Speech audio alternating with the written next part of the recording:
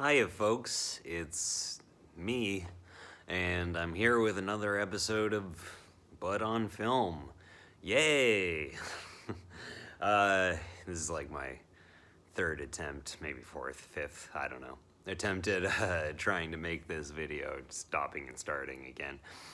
Not like the quality of these has been so great, but just especially shitty false starts. So, and I even like changed topics. I'm like, I don't want to talk about that anymore. But anyway, it's not important.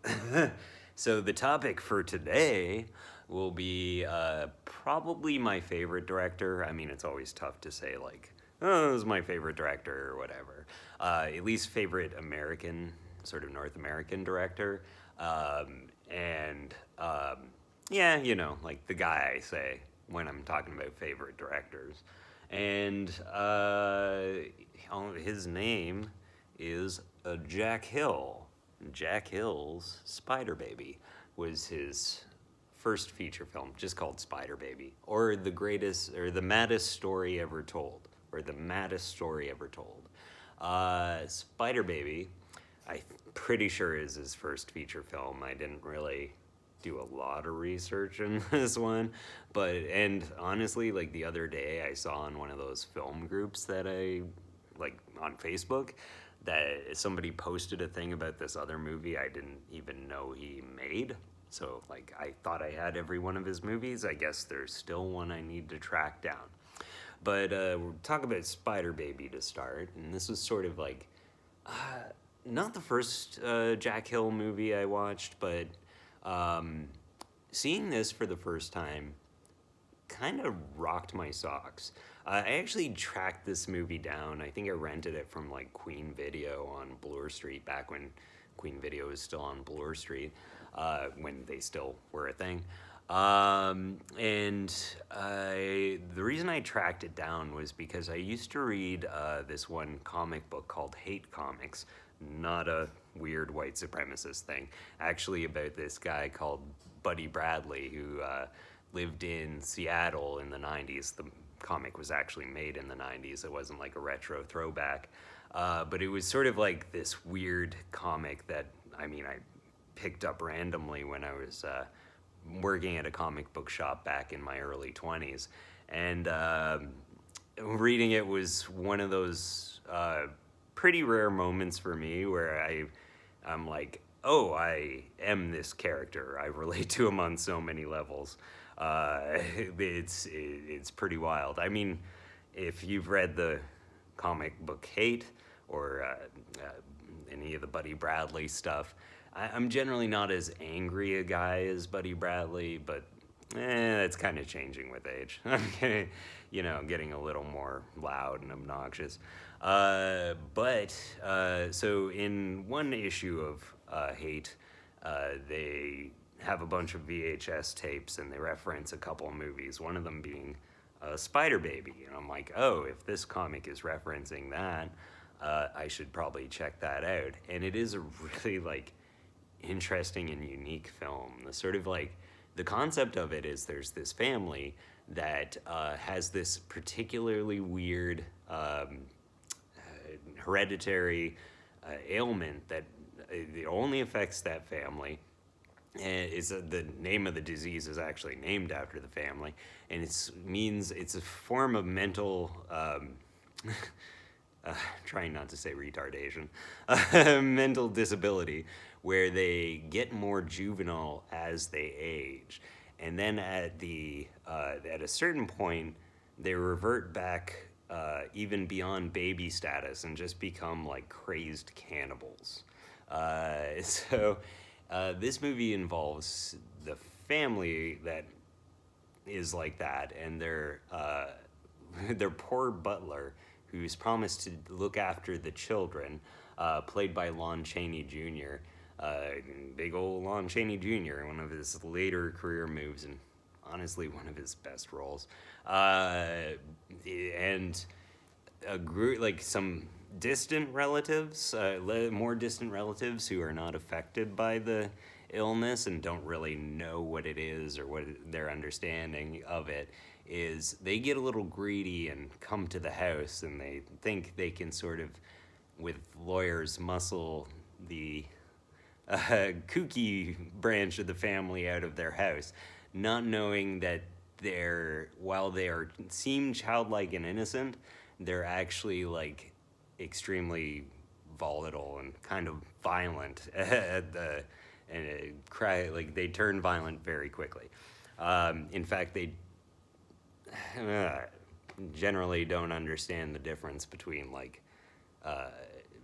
attacking a person, playing a game, that sort of thing. It's a really interesting movie, like really unique. Also, very early performance from Sid Haig in this. He's one of the children who has the illness. I think Sid Haig, he must have started in the film school with Jack Hill or something like that, because Sid Haig is also the star of Jack Hill's first short film that he did. It's a weird, like, sort of ghost story Western thing. But yeah, Sid Haig did a lot of movies with Jack Hill and sort of in that Roger Corman factory of things. So Spider Baby, part of the thing that's so great about it, it's such a unique concept. I mean, this was years before Texas Chainsaw Massacre came out. And Texas Chainsaw Massacre is a very different movie. It also, like, really takes more from the Ted Bundy inspiration, that sort of thing. Spider Baby is a much sillier movie. It's a dark comedy more than it is like a horror movie. It's only really like a horror movie as connected to the sort of like B movies of the 60s. Again, I think I talked earlier about how the 60s was sort of like a lighter time for horror. Horror was sort of considered more of like for kids, or, you know, drive-in, teenagers going to drive-ins and making out while something happened in the background that was kind of spooky. So Spider Baby is sort of like that. It's very like sort of freewheeling and fun, but it's also just such a weird, unique idea. And the way it's handled is very different. Like, every time I watch it, I'm sort of like, how did he come up with that idea? I think about that for a lot of his films. I think that maybe is why he is one of my favorite directors, if not my favorite, is because he had like a really unique style and sensibility. And we'll talk about that more with his second one, Pit Stop. And this one's kind of interesting because it's the movie that Jack Hill said is his favorite of his ones he did. And he probably would have liked to have made more movies like this, but he pretty much got he got set with the Roger Corman sort of factory of filmmaking, the Roger Corman Productions. And Roger Corman, for most directors, was sort of like a jumping off point. You would do like a quickie Roger Corman movie, and then you would move on to Hollywood, big money, that sort of thing. I think Jack Hill always wanted to move on to Hollywood, like do the more sort of regular Hollywood type movies that were sort of prestige films, that sort of thing. But he kind of got lumped in with Roger Corman and stayed with him. If you watch interviews with him and stuff, he tends to be very embarrassed by the movies that he made, which is unfortunate because I think they're really unique and interesting in that sort of clash between his like want to make something more grandiose and maybe more artistically inclined or something, with the sort of genre trappings of like the Roger Corman studios. That is one of the really interesting things about his movies. Like, Roger Corman had this thing where basically if you would get these certain notes for the film you had to make. You made it within this certain budget, as long as there was like, you know, a certain amount of nudity and violence. And, you know, if it's like a nurse movie, you have the nurses, that sort of thing. I think you pretty much got to do what you want with it, as long as you stayed within budget. So there was a certain amount of creative freedom there but at the same time, could be a little stifling, I guess, if you wanted to do something more.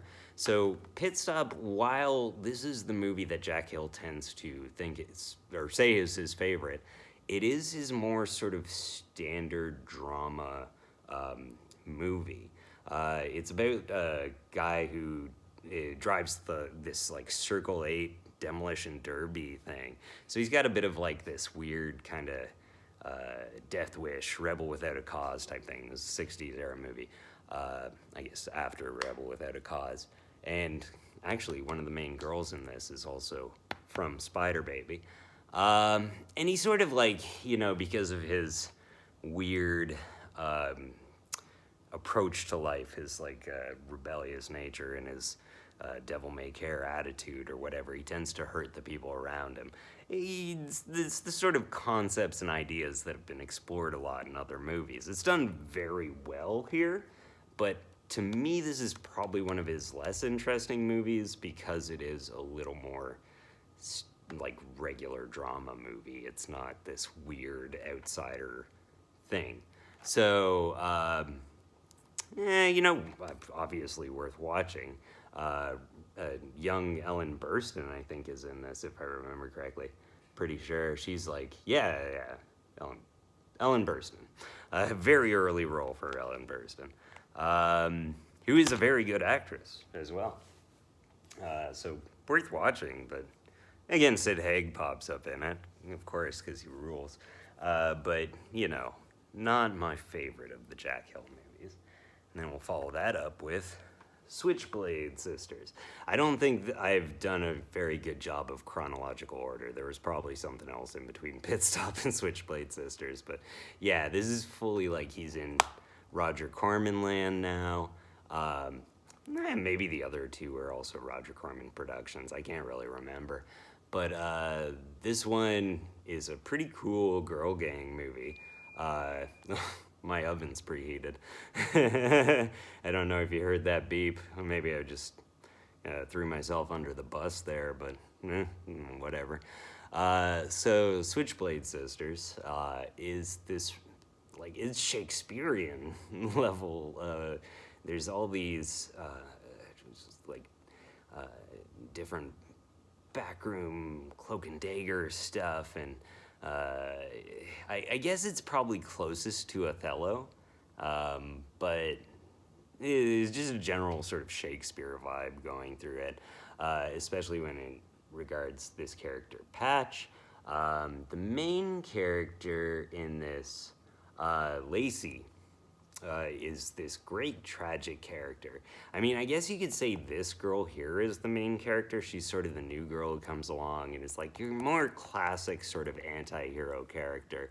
But I find her kind of boring compared to Lacey. I mean, she's fun. She's a tough chick.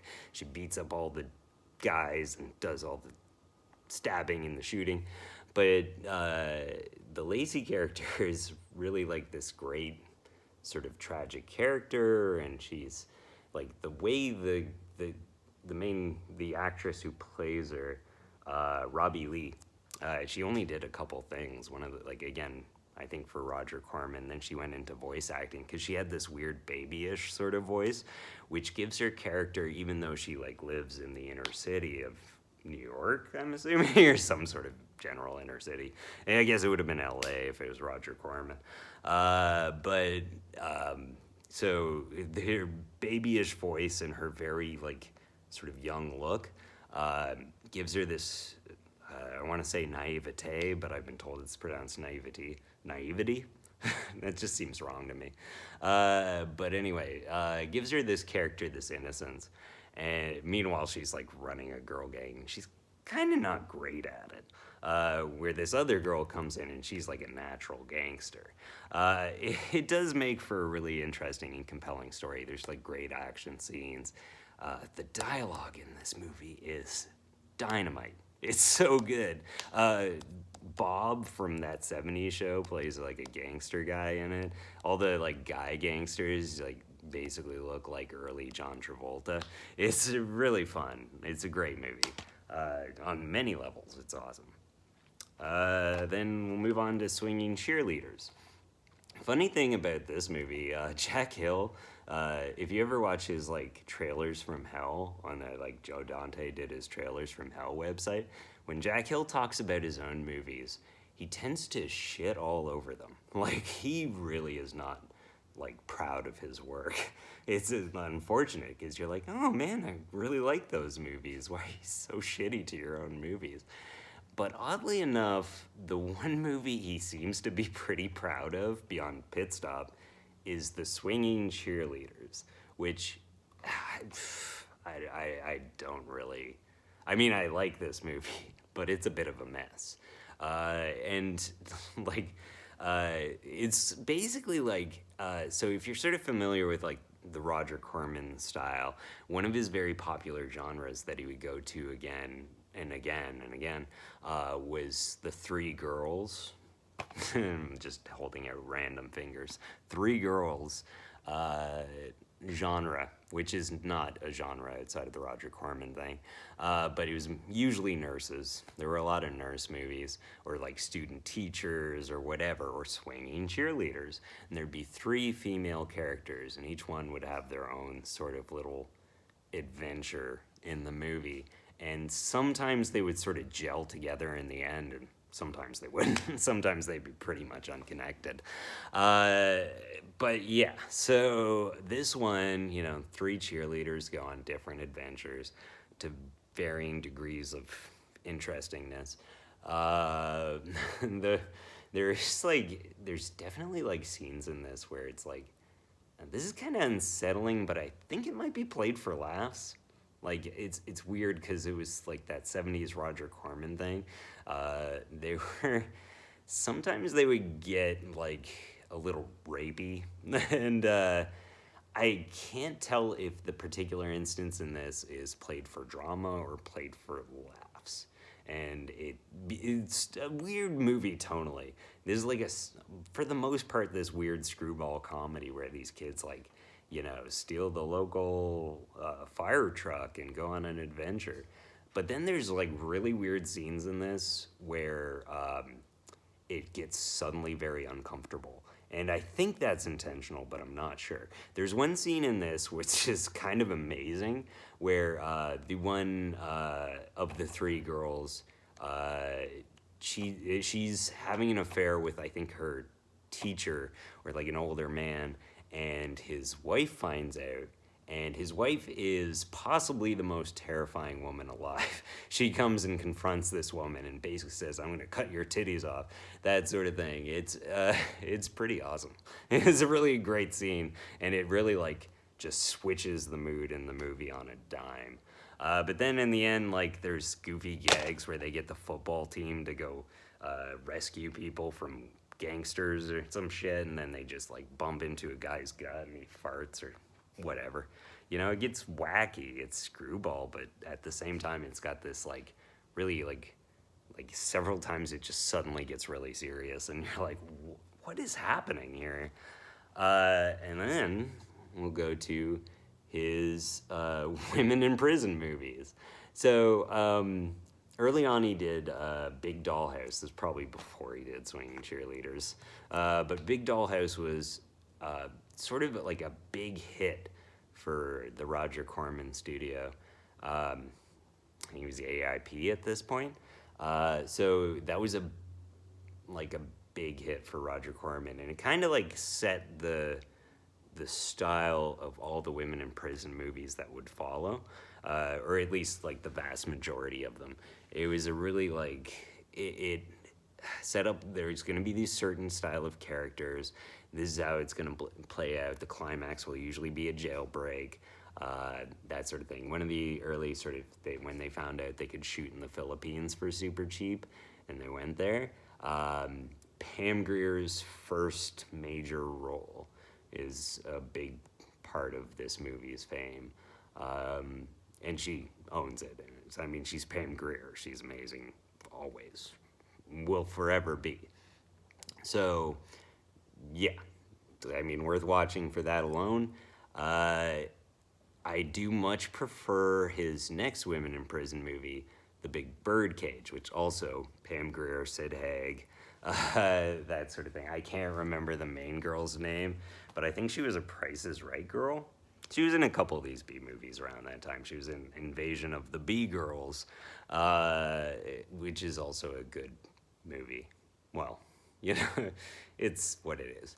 But The Big Birdcage is sort of like, I guess there'd probably been a few of these Filipino women in prison movies at that point, and been a little bit of a gap between Big Dollhouse and Big Birdcage. And then so I think Jack Hill figured he would take more of a satirical approach to this one. It's more of like a comedy. There's some Switchblade Sisters. Oh no! It's the fucking rape scene.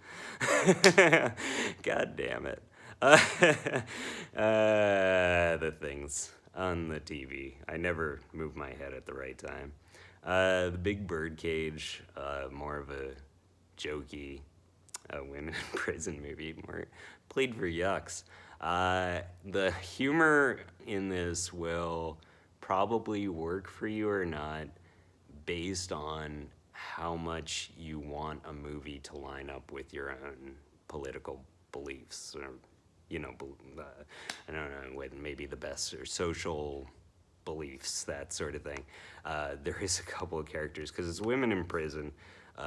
Two of the guards are gay men, and it's played for yucks. It's the 70s. It's not the most progressive thing in the world, so it might not go over so well with some people these days.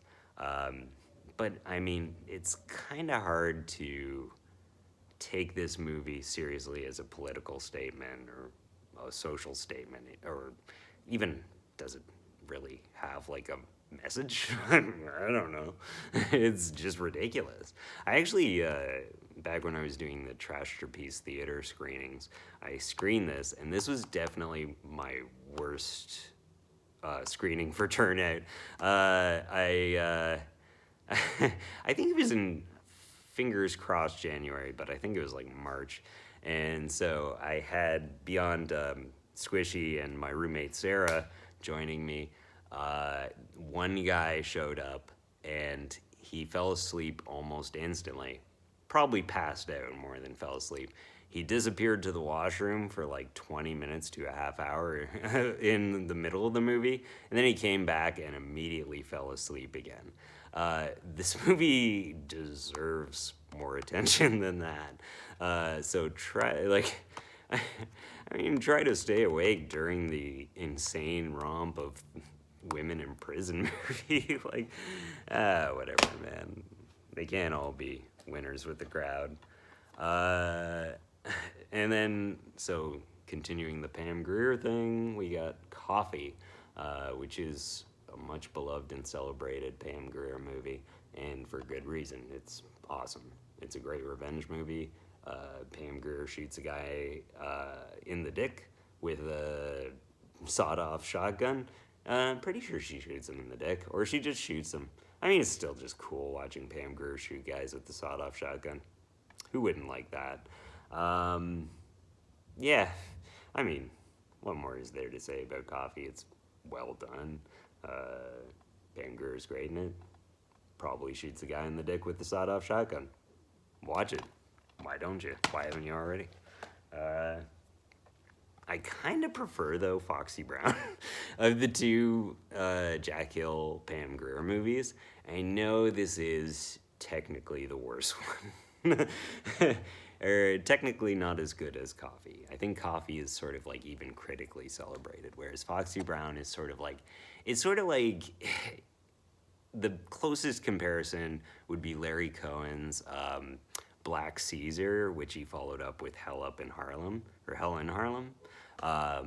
Both, very like again, Black Caesar, I think, was sort of, maybe not in its time. I think all of these movies were kind of just shit on by critics in their time, but now have even among sort of more mainstream critics gotten attention. And then their sort of follow-up was considered lesser product.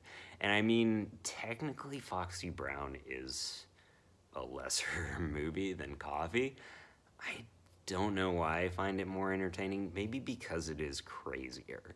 Um, like, I don't know, when she scratches that guy's face up with coat hangers and sets him on fire, like, it's great. She cuts off a dude's dick and then sends it to his lover.